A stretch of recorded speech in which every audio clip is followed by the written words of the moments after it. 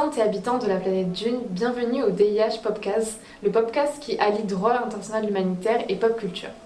Aujourd'hui, nous parlerons de Dune et des aventures de Paul Atreides, qui je crois ont réussi à voyager jusqu'à votre planète, ainsi que des éléments du droit de la guerre qui parsèment son histoire. Il est important de mentionner, avant de commencer, que l'univers de Dune se compose de plusieurs maisons, un peu à l'image de votre série à succès Game of Thrones avec les Starks et les Lannister. Ces maisons sont comparables à ce que votre planète connaît comme étant des États. Chaque grande maison dans Dune possède une ou plusieurs planètes qui représentent leur territoire ainsi que son propre gouvernement, sa propre culture, sa propre armée. Les différentes maisons qui font l'objet de ce podcast sont sous la supervision d'un empire, qui peut être assimilable à ce que vous appelez la Commonwealth, ou encore l'Empire britannique. Une personnalité supra-étatique, la reine britannique dans votre monde, l'empereur dans celui de Dune, surveille avec plus ou moins de distance le comportement de ces sujets, à savoir les différentes maisons dans Dune, l'Angleterre, le Pays de Galles, l'Écosse ou encore le Canada dans votre monde. Ce point est très important en ce qui concerne la qualification des conflits qui se déroulent dans cet univers. Considérer les différentes maisons comme des États revient à qualifier un conflit entre ces maisons de conflit armé international, alors que considérer ces maisons comme de simples régions ou des États fédérés par exemple, reviendrait à qualifier un conflit entre elles de conflit armé non international. Nous avons fait le choix de considérer les maisons comme des États et l'Empire comme un système similaire au Commonwealth ou à l'Empire britannique afin de faciliter la démonstration juridique. Mais ayez conscience, chers auditeurs et auditrices, qu'il serait aussi possible de voir les maisons comme des États fédérés et l'Empire comme un État fédéral du type Canada ou États-Unis, ce qui remettrait totalement en question la qualification du conflit qui va suivre. Au moment où cette histoire prend place, on se trouve en 10191, lorsque la maison Atreides reçoit en cadeau la planète Arrakis de la part de l'Empire, planète que nous connaissons également sous le nom de Dune. Les conditions sur cette planète sont très difficiles. Elle est recouverte d'un vaste désert de sable avec une chaleur écrasante, une absence totale de précipitations, des vers de sable géants qui attaquent et avalent tout sur leur passage dès qu'ils ressentent des vibrations. Sur Dune, la planète des sables, il est possible d'y trouver les épices, une ressource qui permet de voyager dans l'espace et qui explique que cette planète soit aussi prisée. C'est la volonté de contrôler les épices qui va être la source de convoitise pour cette planète, dont l'exploitation a été confiée par l'Empire à la maison Atreides, à laquelle appartient Paul, notamment le héros de l'histoire. En effet, l'exploitation de l'épice était auparavant dirigée avec cruauté par le baron Vladimir Harkonnen, de la maison du même nom, reconnaissable par son corps difforme et par la gelée noire dans laquelle il baigne en quasi-permanence. Ces équipes d'ouvriers parcouraient la planète Dune afin de trouver de l'épice dans le but d'accroître essentiellement la richesse du baron et de sa famille. La répartition des biens et des ressources était presque nulle, voire inexistante. Pire encore, la maison Harkonnen, pour récolter ses ressources, exploitait la communauté autochtone présente sur cette planète bien avant l'arrivée de l'Empire et de ses maisons. Ainsi, lorsque l'empereur Shaddam demande à la maison Atreides de remplacer la maison Harkonnen pour exploiter l'épice sur la planète Dune, la maison Atreides espère remédier aux problèmes du passé en collaborant davantage avec la population autochtone de cette planète, connue sous le nom des Fremen, qui a sa propre culture et ses propres rites. La collaboration qu'espérait toutefois la maison Atreides avec les Fremen n'a pas eu le temps de se concrétiser, déjà que le baron Vladimir Harkonnen effectue une attaque éclair sur Dune en tuant le patriarche de la maison Atreides et son armée pour récupérer le contrôle de la planète et par la même occasion de l'épice. Son fils, Paul Atreides, parvient à s'échapper et survit de justesse dans cet environnement hostile dans lequel il découvre la culture des Fremen, la population autochtone de la planète, dont il va se servir pour venger sa maison et sa famille. Un nouvel acteur va donc s'insérer dans le conflit entre la maison Atreides et la maison Harkonnen. En retenant la théorie selon laquelle les maisons et les planètes sur lesquelles elles exercent une autorité représentent des États au sein d'une union d'États, alors l'attaque de la maison Harkonnen à l'encontre de la maison Atreides sur la planète Dune représente le déclenchement d'un conflit entre deux États, et donc par conséquence la naissance d'un conflit armé international. Dès lors, le droit international humanitaire, qu'on va appeler DIH durant tout ce podcast, va régir le conflit entre ces deux maisons. Plus spécifiquement, puisqu'il s'agit d'un conflit armé international, en partant de la théorie que les maisons ont ratifié tous les traités internationaux pertinents, seront applicables les 4 conventions de Genève dans leur intégralité, à l'exception de l'article 3 commun, qui lui ne s'applique qu'aux conflits armés non internationaux, le protocole additionnel 1 relatif aux conflits armés internationaux ainsi que l'entièreté des règles de DIH coutumiers seront applicables à ce conflit armé. En ce qui concerne les combats menés par les Fremen, le peuple des Fremen, qui dispose de sa propre culture, de son propre langage, de sa propre hiérarchie, mais aussi et surtout de son propre territoire avec la planète Dune, n'a ne puisse cesser de lutter contre la présence des forces Harkonnen sur leur planète, mais sans résultat, jusqu'à ce que l'empereur décide de confier Dune à la maison Atreides. Et si l'on s'en tient à ces faits, nous étions avant le retrait de la maison Harkonnen, dans une situation où les forces armées des deux États distincts, à savoir celle des Fremen et celle de la maison Harkonnen, dirigée d'un bras de fer par le baron Vladimir Harkonnen, s'opposaient dans un conflit armé international afin de prendre ou de garder le contrôle de la planète Dune. Or, le DIH, dans ces deux instruments que sont la 4e Convention de Genève de 1949 et le Règlement de l'Haye de 1907, qualifie d'occupation militaire toute situation de conflit armé international dans le cadre duquel ces forces armées sont présentes sur un territoire étranger. L'article 42 du règlement de l'Haye précise que le territoire doit être placé de facto sous l'autorité ennemie pour que l'occupation soit qualifiée. Dans le cas présent, tout semble nous indiquer que la planète Dune est placée de facto sous l'autorité de la maison Harkonnen. Pour être sûr qu'il s'agit bien d'une situation d'occupation au sens du DIH, il faut s'intéresser à l'effectivité du contrôle exercé par les forces étrangères sur le territoire. Pour avoir contrôlé la production d'épices de toute la planète durant près de 80 ans, construit des villes, des infrastructures entières à l'usage presque exclusif des Harkonnen, ou encore pour avoir fait reculer les Fremen dans les zones lointaines du désert de Dune, il ne fait aucun doute que le baron exerçait à ce moment-là un contrôle effectif sur une certaine bonne partie de la planète. En d'autres termes, il s'est montré capable d'exercer son autorité à la place d'un souverain en raison notamment de la présence imposée et continue de ses forces armées sur le territoire en question. En tant que puissance occupante entre les années 10111 et 11191, c'est-à-dire jusqu'au décret impérial ayant obligé le baron à quitter les lieux, la maison Harkonnen avait des obligations juridiques à respecter vis-à-vis des Fremen. Par exemple, les dispositions de la 4e Convention de Genève relative à l'occupation exigent de la puissance occupante qu'elle respecte notamment l'honneur et les droits de la famille, la vie des individus sous son autorité, leur propriété privée ainsi que les convictions religieuses et l'exercice des cultes de la population se trouvant sous occupation. Or, le début du film nous montre bien comment la maison Harkonnen ravage les terres des Fremen devant leurs yeux, notamment en exploitant à outrance leur sol afin d'en extraire l'épice. Nous savons que l'épice est aussi une ressource sacrée pour le peuple Fremen. De plus, la narratrice précise à propos de l'occupant que, je cite, « leur cruauté envers mon peuple est tout ce que j'ai connu ». Ce qui nous indique bien que la maison Harkonnen a manqué à son obligation de respecter la vie des Fremen durant sa présence militaire sur la planète Dune. En conclusion, il est possible de dire qu'il existe effectivement un conflit armé international entre les Fremen et les Harkonnen d'une part, depuis de nombreuses années, conflit auquel s'est greffé le conflit armé international entre la maison Atréide et les Harkonnen d'autre part. La question de l'environnement est omniprésente durant tout le film, notamment par l'utilisation des ressources naturelles telles que l'épice, le respect voué aux animaux peuplant la planète Dune, notamment les vers géants, ou encore les arbres sacrés qui sont présentés au début du film. L'eau est également un élément rare sur la planète Dune. La rareté de l'eau est d'ailleurs responsable de la mort de nombreux habitants démunis sur cette planète, et sa valeur est telle qu'elle est fréquemment utilisée comme monnaie d'échange. C'est pourquoi il sera également important d'étudier la protection de l'environnement dans les conflits armés. My planet Arrakis is so beautiful when the sun is low. Toutefois, qu'est-ce que l'environnement ? Que savons-nous de l'environnement ?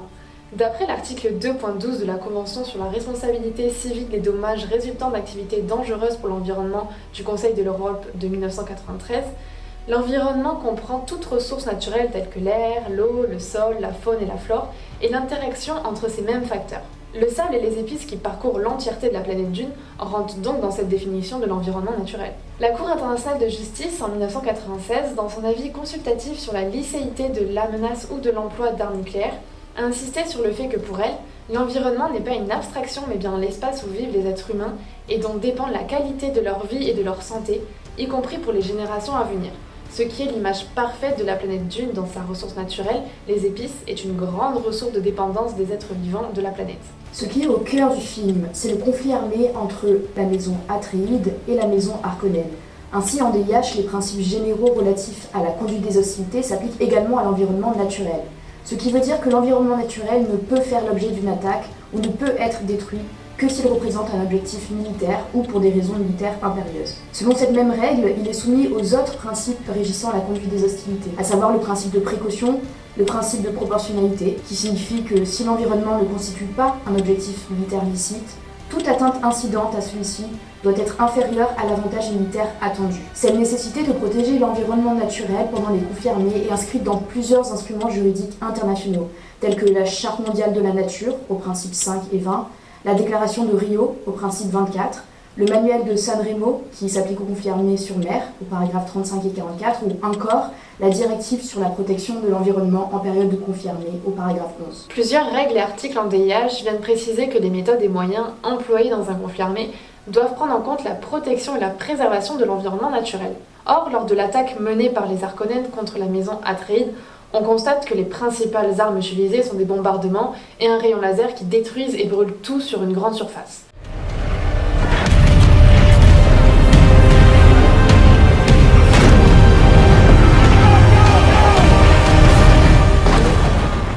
Les désastres causés par ces moyens se font ressentir notamment dans le regard de Liet Kynes, une lieutenant Fremen, le lendemain de l'attaque quand elle contemple avec désespoir les dégâts portés à l'environnement, notamment les arbres sacrés qui ont entièrement brûlé. De plus, l'environnement de la planète et son respect sont très importants dans la culture des Fremen puisqu'il est ancré dans leur rite. Ces atteintes à l'environnement constituent donc également une atteinte au patrimoine culturel des Fremen. Or, les biens culturels, à l'image de l'environnement, sont protégés en DIH. Les biens culturels sont considérés comme des biens, des meubles ou des immeubles présentant une grande importance pour le patrimoine culturel d'un groupe ou d'une société. Ça, c'est la Convention de la Haye de 1954 qui nous le dit. Ils peuvent inclure notamment les monuments d'architecture, d'art ou d'histoire, les sites archéologiques, les œuvres d'art, les manuscrits, les livres et autres objets présentant un intérêt artistique, historique ou archéologique, ainsi que les collections scientifiques de toute nature, quelle que soit leur origine ou leur propriété. Les biens culturels doivent être respectés par les parties au conflit. La protection des biens culturels et lieux de culte est prévue notamment à l'article 53 du protocole additionnel 1. L'article interdit notamment le fait de compromettre tout acte d'hostilité contre les monuments historiques, les œuvres d'art ou les lieux de culte constituant le patrimoine culturel ou spirituel des peuples. Ils ne peuvent être utilisés à l'appui de l'effort militaire. Et la Convention de la Haye de 1954, justement, est le premier traité international qui vise exclusivement la protection du patrimoine culturel en temps de paix et en temps de conflit armé. De plus, les parties au conflit ne peuvent attaquer les biens d'une grande importance pour le patrimoine culturel des peuples, à l'exception des nécessités militaires impérieuses. Des précautions particulières doivent donc être adoptées afin d'éviter toute saisie, destruction ou dégradation aux bâtiments consacrés à la religion, à l'art, à la science, à l'enseignement ou à l'action caritative ainsi qu'aux monuments historiques, sauf s'ils constituent encore une fois des objectifs militaires. Le plus interpellant est notamment la scène où l'on voit les arbres dans la cour du palais brûlés alors qu'ils sont entretenus depuis des centaines d'années par un Fremen et réussissent à survivre dans un climat totalement désertique. Should we remove them? Save the water. No. These are sacred. Old dream.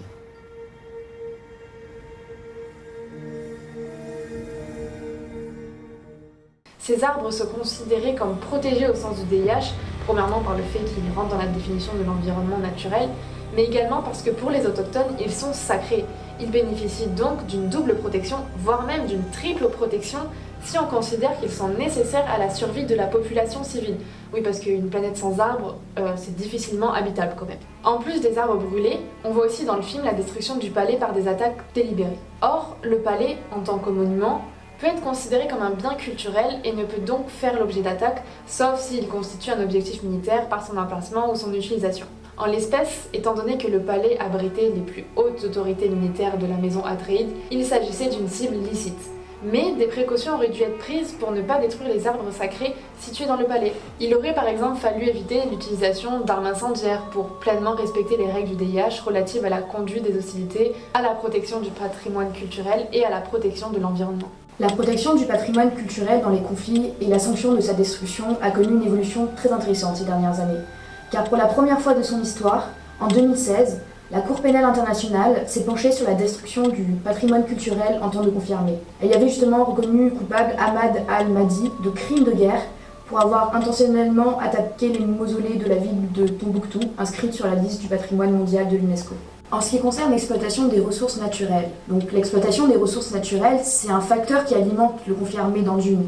Et ce n'est pas sans rappeler les conflits armés qui ont eu lieu en République démocratique du Congo ou encore au Sierra Leone avec l'utilisation des diamants pour financer les opérations militaires des groupes armés. On peut aussi penser à ce qui s'est passé au Koweït avec les différends entourant les ressources pétrolières qui ont notamment mené entre autres à la première guerre du Golfe. Face à ces situations, il n'est pas surprenant d'apprendre que le droit international humanitaire a déjà été invoqué dans l'espoir d'interdire l'exploitation des ressources naturelles par les parties au conflit, Plusieurs règles pourraient ainsi être applicables à l'exploitation des ressources naturelles par des parties au conflit, telles que les règles sur le pillage qui renvoient aux actes de vol commis dans une perspective de gain personnel. Il serait donc possible d'employer cette règle pour argumenter en faveur d'une interdiction de l'exploitation des ressources naturelles, du moins dans le cas où ces ressources sont volées à des fins privées. Dans le conflit sur Dune, on pourrait donc par exemple argumenter que l'exploitation de l'épice par des soldats d'une maison à des fins personnelles constituerait du pillage. On peut aussi potentiellement penser aux règles protégeant l'environnement en temps de guerre qui ont été énumérées précédemment, sachant par exemple que l'exploitation de certaines ressources naturelles peut être très polluante. Go, go, go!